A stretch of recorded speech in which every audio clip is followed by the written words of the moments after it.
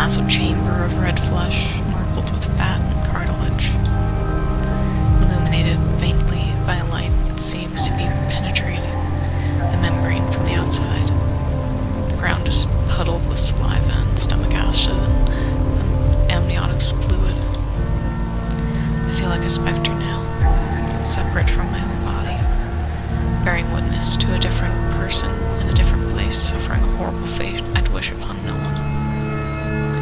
But the body is me, unmistakably so, standing there dumbly, staring at the bizarre place. Then, descending from a puckering hole in the ceiling, came a monstrosity even worse than the last. Something in my core has me convinced that if the Mother Matron was to have anything resembling a true physical form,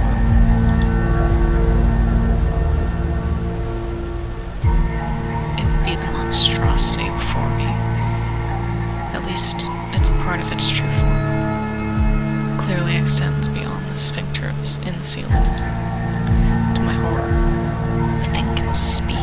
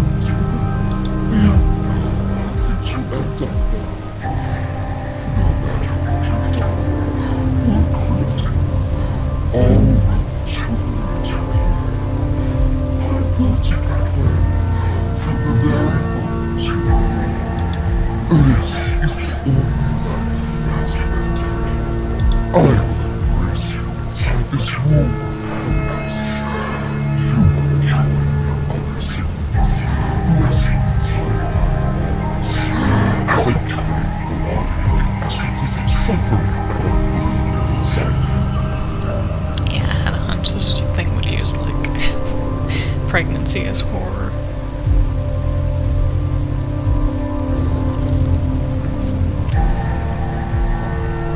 And that was right. Again. Her goal from the start. Surely.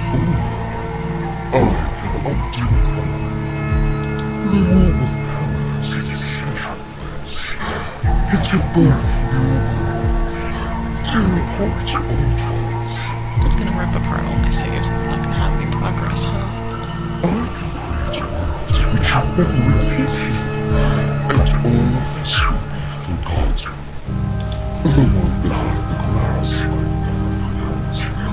But you, all the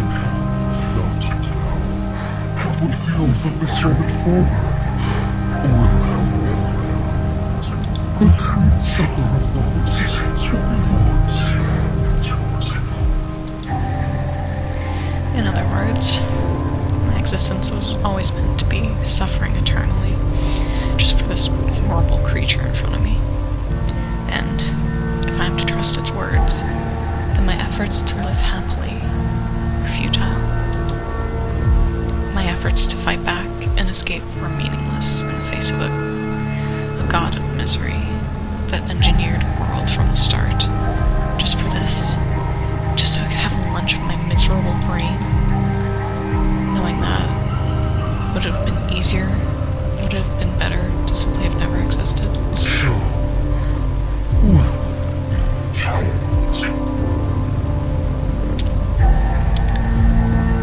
Good question.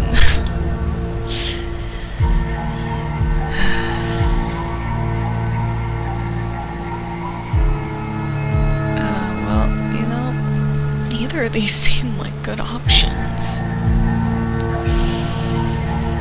I guess we'll start with this, because this seems like the worst option. others will wait for you. Alright. Take me away, Mommy.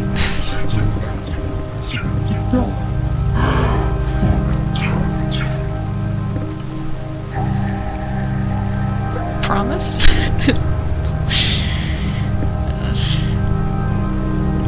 And then, unconsciousness.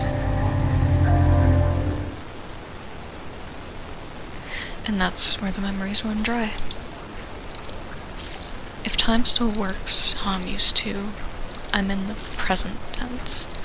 Somehow, after things went dark, I ended up in this room. No, it's not just a room. Ooh.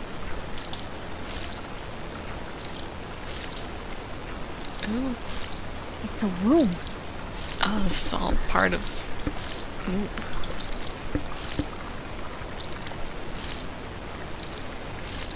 The room where I was born. Maybe just one that feels similar. Were the memories elucidating? Did they give me all the puzzle pieces that mattered? Maybe you figured something out that I can't. Not like you can tell me, I suppose. Would understanding it all really bring me peace anyways? Maybe. It wouldn't change the reality, though. The reality that from the moment I was born, I was in the clutches of a monstrosity that desired nothing more than to see me suffer. Me, and many others just like me. Just as innocent and sad. Under the talons of a god that wants to bleed us dry and melt our brains with suffering. All my existence is, and ever could be, is an endless torrent of pain and misery. The positive moments were simply reprieves. I could fight all I want, but in the end, what am I? A tunnel rat running for its life through a maze with no exit.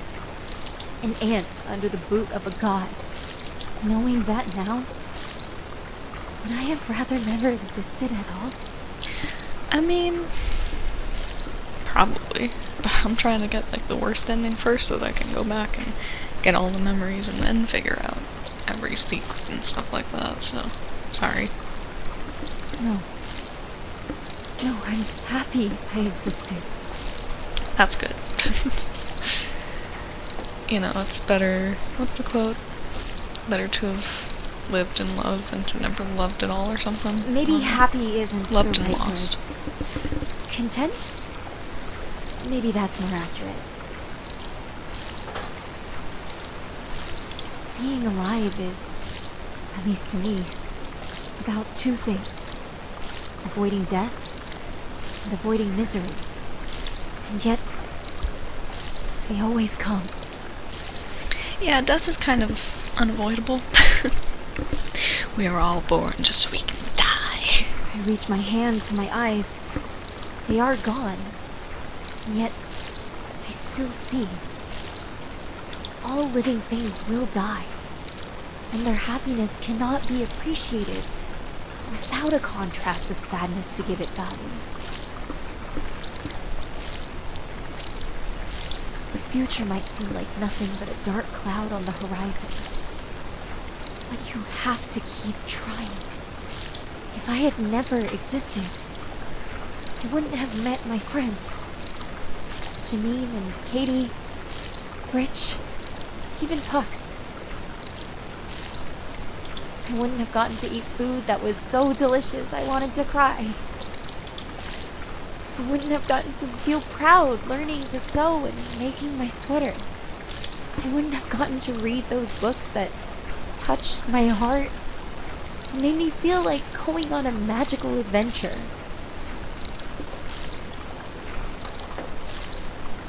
So many little things that seem small and meaningless on a grand scale, but to me were everything. I chased the hope that I would find more moments and experiences like that. And even in this womb of pain, where happiness dies, where a meat tube is attached to the base of my neck, sucking at the fluids. Girl. Where my body grows heavy like stone, being drained of everything that made busy. Maybe here, there's still something. Maybe there's a beyond that's wonderful and incomprehensible, but reserved for those who take on the burden of existence. Maybe the Mother Matron was right. It's just delectable misery forever. no choice. To try and enjoy it. Girl, I don't think there's anything enjoyable about this. In a time and place far away in the past, a woman with dark hair, wearing a hospital gown, stands in a nursery room. She's covered in blood, tired, worn. She's lost a lot of herself along the way here. There's a weapon on the floor, sticky with blood and bodies. Mommy's here, sweetheart. Mommy's here. Mommy? Sorry. Mommy? Sorry. But Mommy? Sorry. I figured out what your name's going to be. Finally. Also, I knew it was gonna be Loretta. That's her mom. I fucking knew it. I called Lizzie. it. I fucking called That's it. your name. Better late than never. Right? That was Grandma's name before she passed. She would have loved to meet you. Mom, too. I am so sorry for everything. I've really let you down. Ruined everything for you. For me. I didn't really realize what I was doing until it was too late. I just needed to feel good. To feel something. At first, I thought I came here just to make Mom happy. Stay for a week or two and bail. Tell her it didn't help so she'd stay off my back. But no. I think a part of me really did want to stop. I knew I had to. Even with the cravings and withdrawal. And then they told me about you. And the decision was final. For your sake, or for mine, I'm not sure which. I was gonna stop. I was gonna get off the stuff and fix my life. But I guess my chance for that is long since past. This place, those people, that slimy Mr. Wade. It's not really for us to get better. It's for all of us to get worse. And this was the start of, the cattle, you know? To wallow in the pain. To never stop hurting. Never stop bleeding. Suffering for the sake of suffering. I came here to get better. They told me that's what it was for. But it was to make me worse. All of us. Worse. That's all life really is, isn't it? Long stretches of misery. Spending all our efforts trying to escape it. Distract ourselves from it. But it's misery all the way down. Yeah, that's fucking life, baby. I say that, and yet looking at you makes that feel untrue. Maybe what I needed was a reason to care. Something or someone to care for.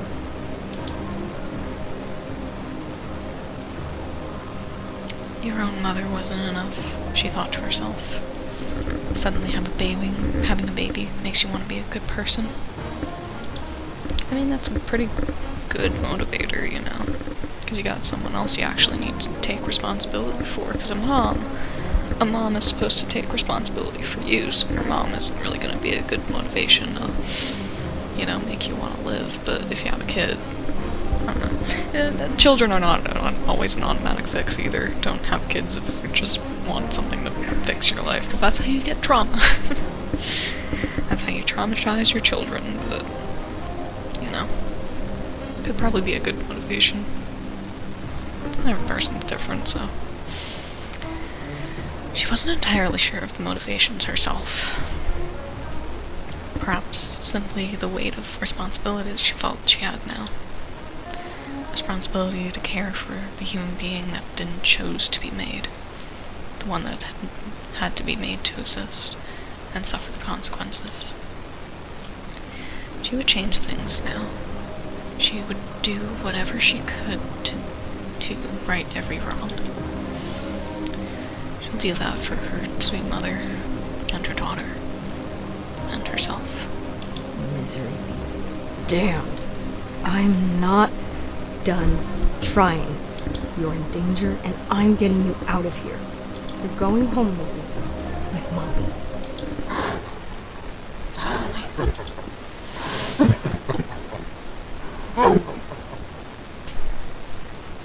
Alright.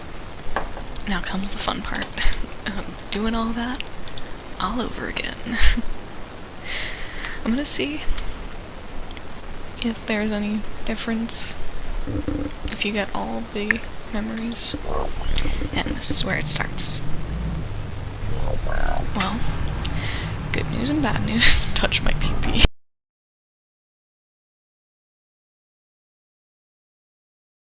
Your mother is going to...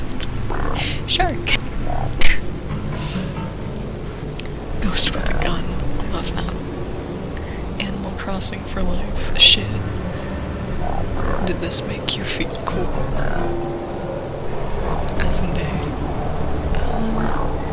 I'm sorry I lost my mind. Thank you for everything. Oh, it's kinda sad, actually.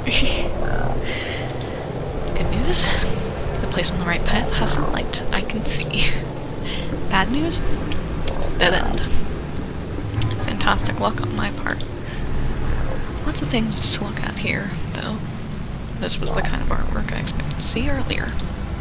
Just absolute mountains of scribbles and scrawls. Some intricate and beautiful, others inelegant and blunter than a hammer. Yeah, the ghost with a gun is really quite intricate and beautiful. Some people find this stuff ugly and repulsive. I can't understand why. I don't understand why either. Some graffiti is really pretty. I want to do it someday. I can understand why, but at the same time, there's an incredible amount of honesty in it. Even in its inelegance, there can be something beautiful to it. The pure desire to make a mark on the world and have someone recognize it. To have someone recognize a pure expression of you, or at least a part of you.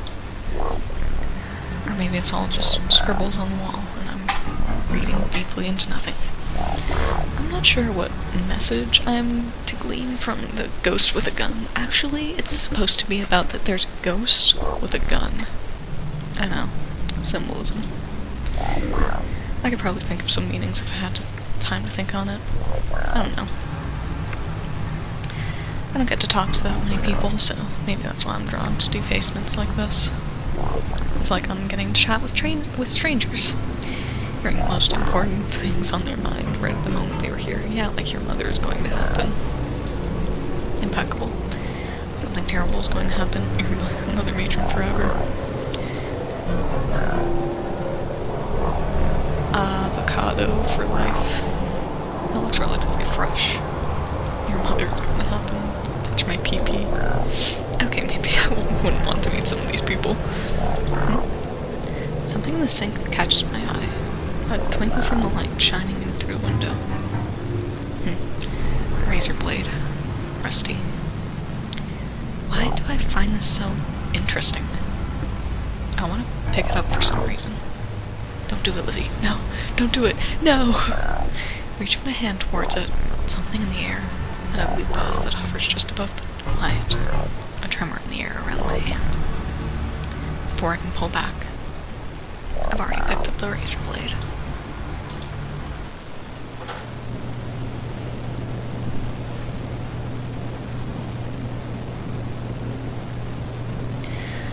A bathroom in an apartment complex on the wrong side of town. A bathroom in disrepair.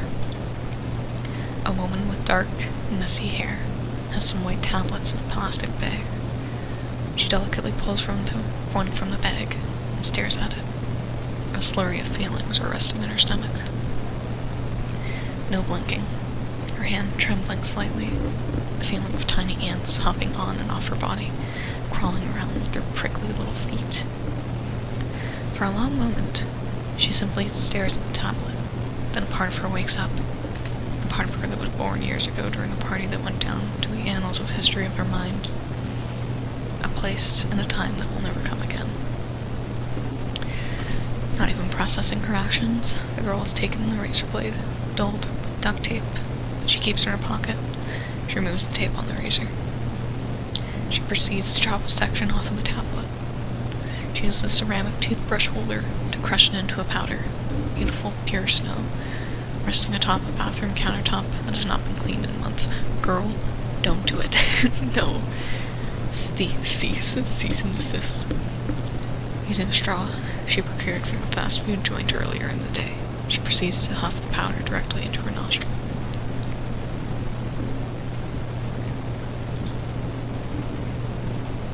Flame in the nasal cavity. She shuts her eyes as they roll back into her skull. The crackling fire turns into a rapid onset of rapturous ecstasy. But it's not enough. She crushes up some more. Snort. A touch of bliss licks her consciousness, and then nothing. She's on the edge. She can feel it just a little more. Snort, snort, cough, sputter, cough. Was that enough? No. More. One last tablet. For sure this time. The process repeats, and it's up her nose before she can comprehend how much has gone up there already. And then, there it is. She no longer feels like she's in a filthy bathroom. She feels like she's ascending. She passes by Icarus, and then the sun. She waves at angels in heaven's door. The vacuum of space welcomes her with open arms, the night sky behind her eyes that comes with the drugs in her system. Feeling that everything is fine. The party is back on, music loud and thumping. And then the girl loses balance. She stumbles and falls headfirst into the door with a loud bang. She is jittering like a roach in the beach. Someone's banging on the door. She cannot say a word.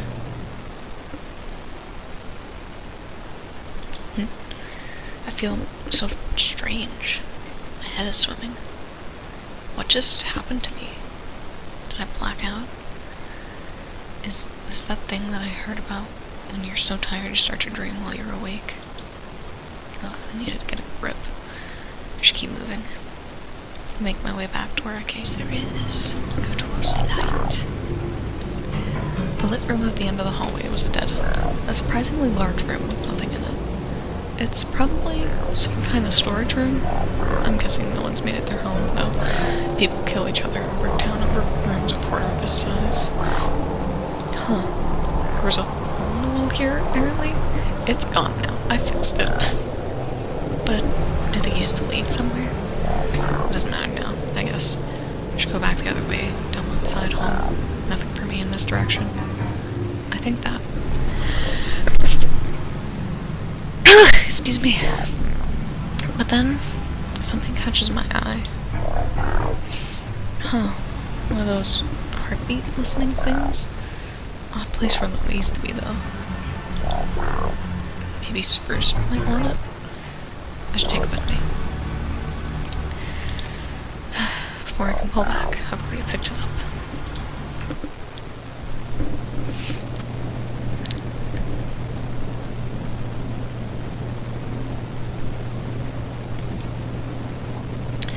A sterile room. It sits in a nexus for lost and destitute. A woman sits there, a bundle of nerves. Her eyes scan the room. The walls are barren, save for that strange symbol that the nexus for the lost and destitute has a fixation on. The cabinets on the other side of the room must be full of that shit they inject into you when you overdose. An undo button of sorts, she thinks to herself. The girl ponders how much money must have been spent in vain attempts to prolong the lives of people like herself. People so hopelessly stuck in their own brains or in the cruel chemistry of their own bodies that they cannot help but pursue self-destruction. People who carelessly treat their lives just as disposable as a tissue. People willing to burn every bridge, turn over every stone, leverage every asset, all for just one more time. Hospitals and medicine, as far as Loretta was concerned, were for people far more deserving. People that will actually get better. People actually want to get better, not filth like her. Part of her wishes is that her mother had just given up on her, for her own good. Then it would be easier. It would be way easier for Loretta to kill herself in peace with a cosmic high so strong it would pulverize her soul into shards of glass and fry her brain like an omelet. This is your brain. This is your brain on drugs. Any questions? And her useless, selfish little heart could finally rest. That kind of death, or even better, a world where she simply never existed. These kinds of thoughts were medicinal to Loretta. When things were at the worst, when things were at the worst, she simply could retreat into a reality where she simply never was, and those that she hurt live unsullied, beautiful lives, where every goal was achieved, goals impeded by Loretta's existence. And who knows? Maybe she found a place where no one could find her. She could turn this world into the reality yet, with one beautiful explosion of euphoric chemicals that would make rock stars blush. Then her thoughts interrupted. A door opens. A doctor walks in. His face stiff, lips pressed into a small, tight frown. He's rehearsed in a mirror, but performance anxiety still grips him. So, what's wrong with me, Doc? Sheena's been saying it's just withdrawal, but this doesn't feel like it. I'm worried it's something worse. I'm not sure how to tell you this, Loretta, but you're pregnant. She looks at the doctor, struck with consternation. What? You're pregnant. We'll have to do an ultrasound to figure out how long you've been pregnant for, but pregnant all the same. How is this possible? How could I not know? It's rare, but still more common than you might realize. It's called a cryptic pregnancy. I'm guessing that it's when you don't really know when or how you got pregnant. The woman's brain explodes in panic pulses of memory. Dingy rooms, memory of pills, burning nostrils, enough to kill a racehorse. A friend remarks, amazed you're still breathing. There's no way. There's absolutely no way. Would you like me to show you the blood test results?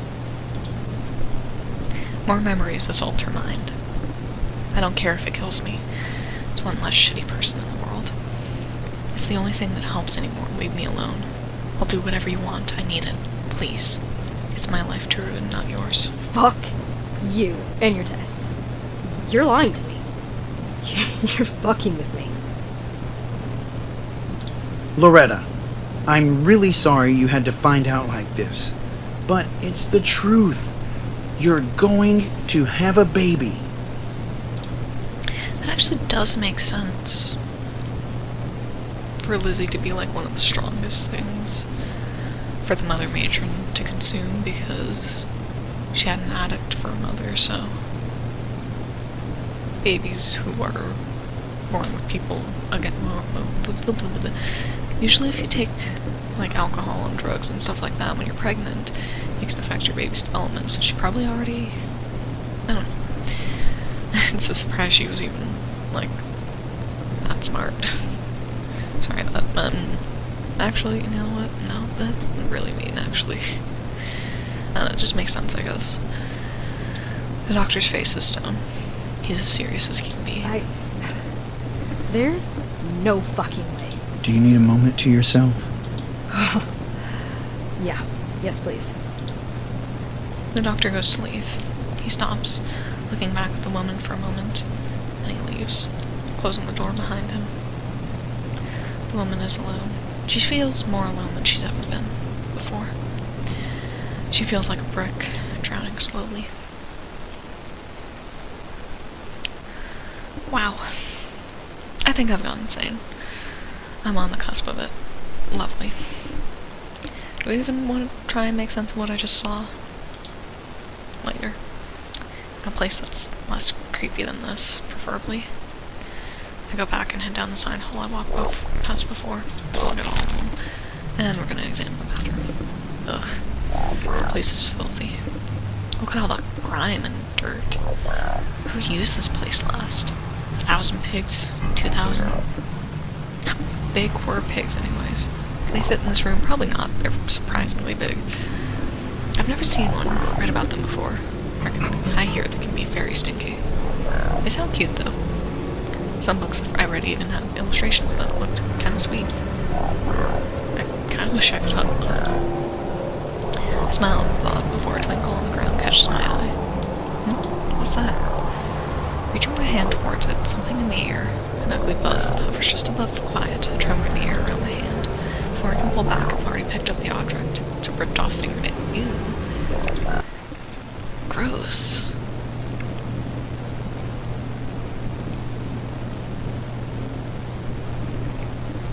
It's a dark, tiled room. The door's locked.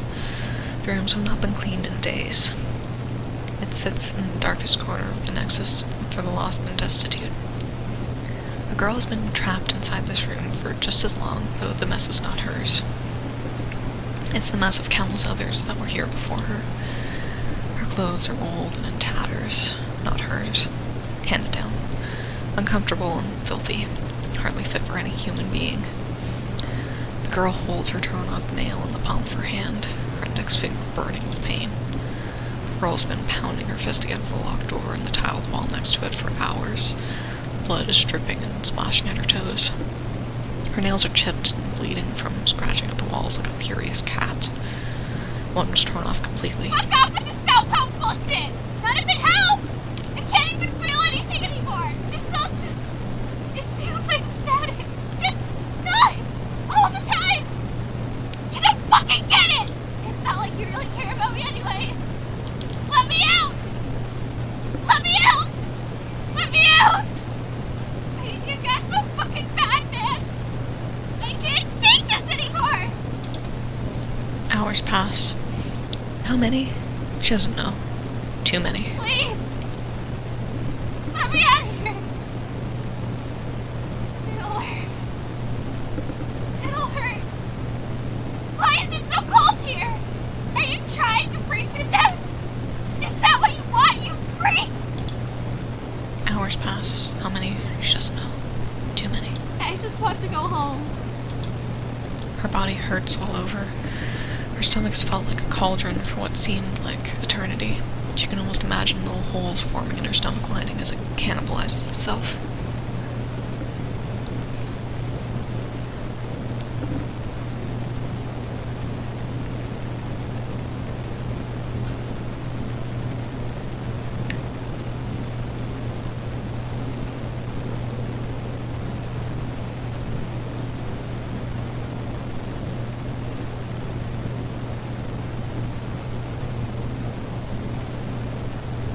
Okay, sorry. Alright. Sorry, my sister wanted me to babysit for her kids, so... Yeah. Alright, one minute.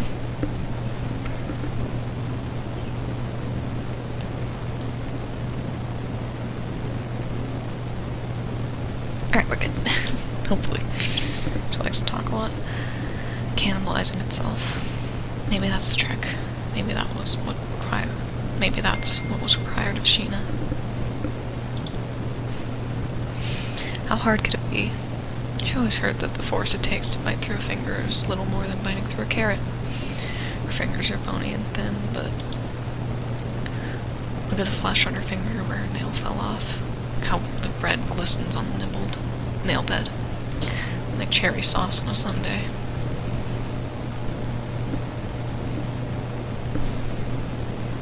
Maybe it's delicious. Like heaven and life all at once, right on your tongue. Just as she begins to open her mouth, the door swings open, as if it was that easy for the whole time. A man stands there. His eyes are filled with a dark determination that's somehow more frightening than death to Sheena. I can get what you need, but you're going to have to help me with something first. Take this and come with me. He hands the girl an old, rusted kitchen knife and begins walking. She stares at it for a moment, stunned and whimpering. Then she follows. Uh-oh. There we go. Got all the memory stuff. Holy sheesh. That was scary. Something about it was so vivid and real.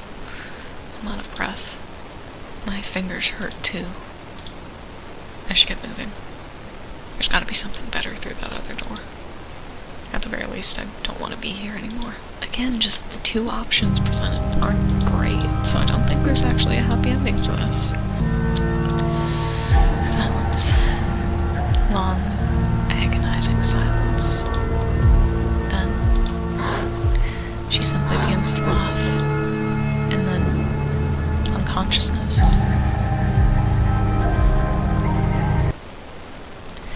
And that's where the memories run dry. After that, I found myself here, confused and forgetting everything. If time still works how I'm used to, I'm in the present tense. Somehow, after things went dark, I ended up in this room. No. No, it's not just a room.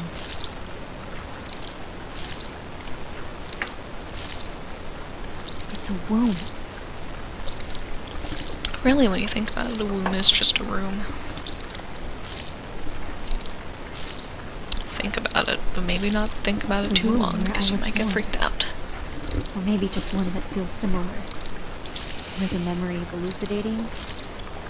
Did they give me all the puzzle pieces that mattered? Maybe you figured out something that I can't? No, not really. I can't. I don't know, somebody get Matt Pat on the phone. I think I need to conspiracy theorize. Because so far I got nothing. I mean, like, I get it's all supposed to be a metaphor for, like, depression and substance abuse and etc., but... Not like you can tell me, I suppose. But understanding it'll really bring me peace anyways. Maybe. It wouldn't change the reality, though. The reality that from the moment I was born, I was in the clutches of a monstrosity that desired nothing more than to see me suffer. Me, and many others just like me, just as innocently sat under the talons of a god that wants to bleed us dry and melt our brains with suffering. All my existence is, and could ever be, is an endless torrent of pain and misery.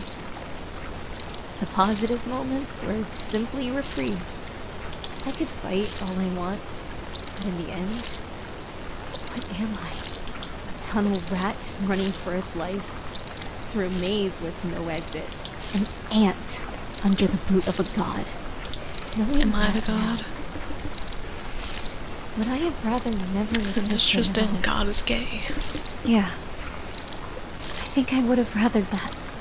Being alive is, at least to me, about two things. Avoiding death and avoiding misery. And yet, they always come. I reach my hand to my eyes. They're gone. And yet I still see. All living things will die. And happiness cannot be appreciated without a contrast of sadness to give it value. It's a sick joke. Existence is supposed to be a gift. But it's not a gift. It's a burden. Guarantee that you will one day experience the worst things you'll ever experience. And that you'll die. Whoever built things that way is a sick monster that wants to watch its pawns bleed and scream until the rivers run red. Nothing was just fine until it was infected with the disease of becoming something. That's the truth of it all. And I see that now. Existence is simply pain. Paradise? Paradise is to be unborn. That's so true, Queen. It starts at the fingertips and the toes. The sensation of normality gives way to a numbness. Pins and needles stitching their way up my skin. The feeling of falling asleep on my arms or legs. It's slowly forming everywhere at once. And then fire. The numbness gives way to the feeling of flame cleansing the flesh.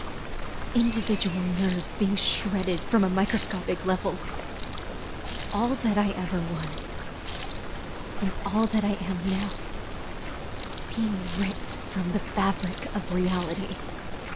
Painfully, excruciatingly, I try to scream, but there's no sound.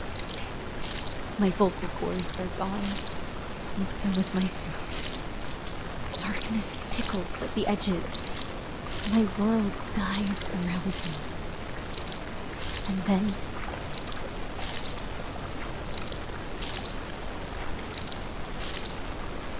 nothing. Forever. Yeah, so I don't think there's any secret ending. If that's the case, then... again, props to all the actor and everyone who worked on this. Great job, everyone.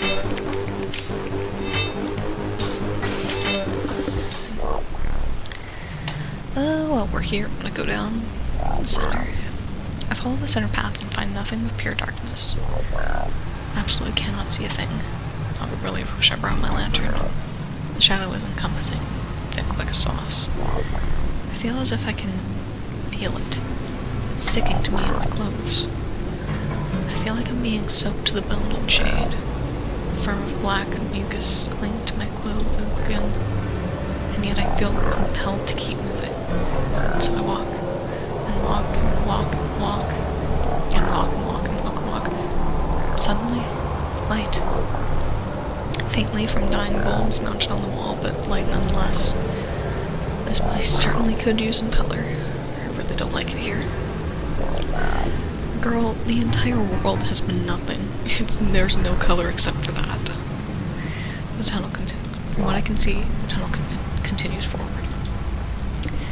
Where should I go?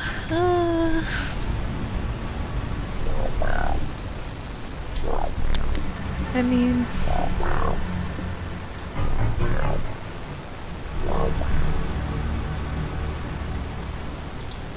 we'll keep following this. That doesn't make any sense. I've been walking straight ahead. How did I get back here? Did I get mixed up in the darkness somehow? I should save.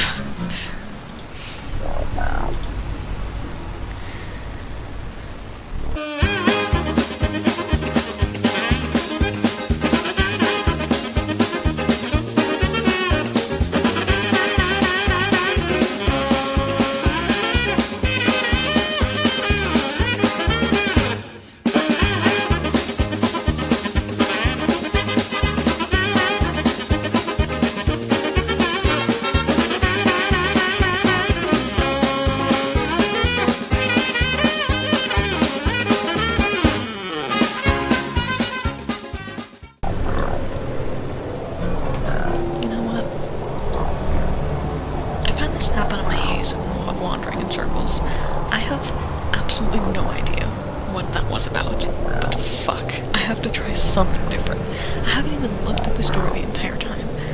This could take me back home for all I know. I wander around for what felt like days, weeks, and not once did I touch this door. Fucking insane. I find myself in a massive room of steel. Rows of consoles and levers and buttons flashing and blinking all over. What is this place? Award-winning film director Sid!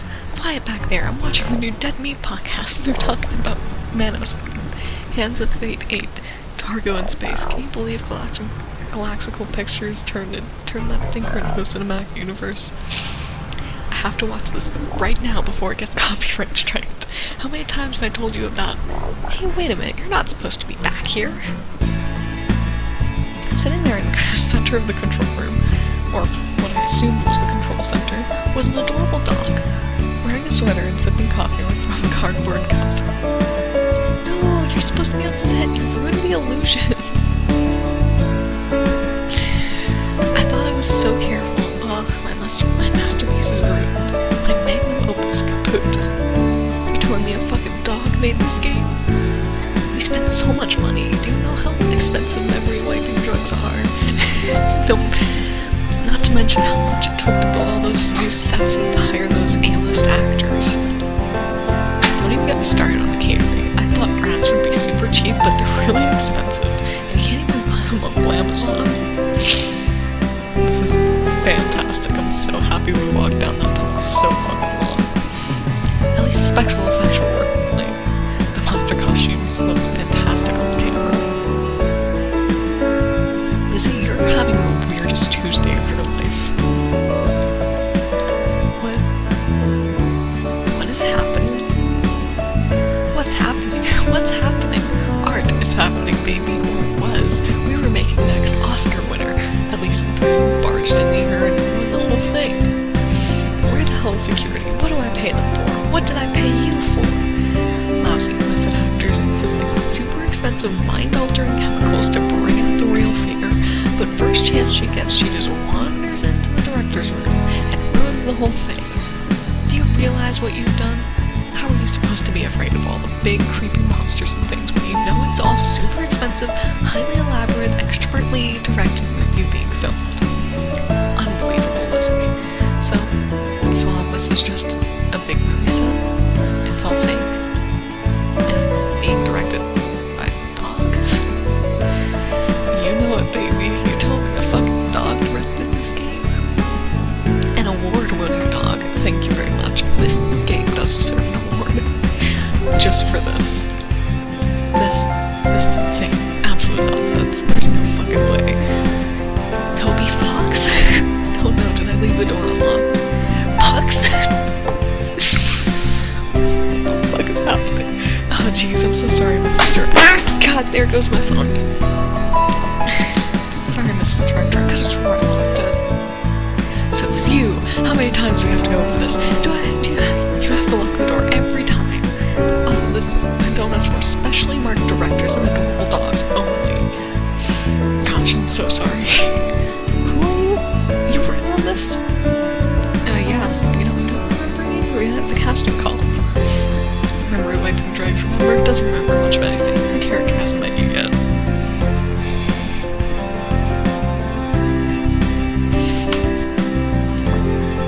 Oh, right. Method acts are sure weird. I don't know why you would purposely do that to yourself. I mean, she did win, like, 4 Oscars for her role in Fishin' Impossible, where she swam with bass fish for 3 months to learn their language. Blame the Academy. So none of what's happening to me was real? I was terrified and scared over nothing? And this is in fact just a movie set. You bet my film set.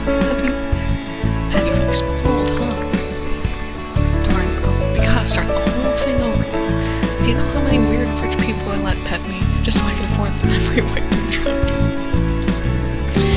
I just got my fur done too. My fur is too fabulous for this. I guess protection for Mother Matron is cancelled for the foreseeable future thanks to method acting. Fuck Jared Leto. This is the worst. None of this makes sense. What kind of ending is this? The absurdity of the situation fries something in my brain. The language center has turned to game. I fall to the ground in despair. See, they don't even need to have Mother Matron torturing me for all eternity. This is enough.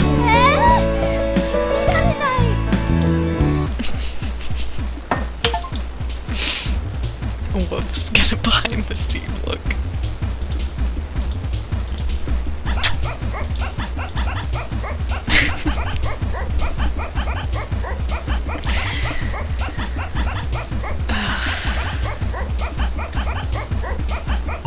This is wonderful.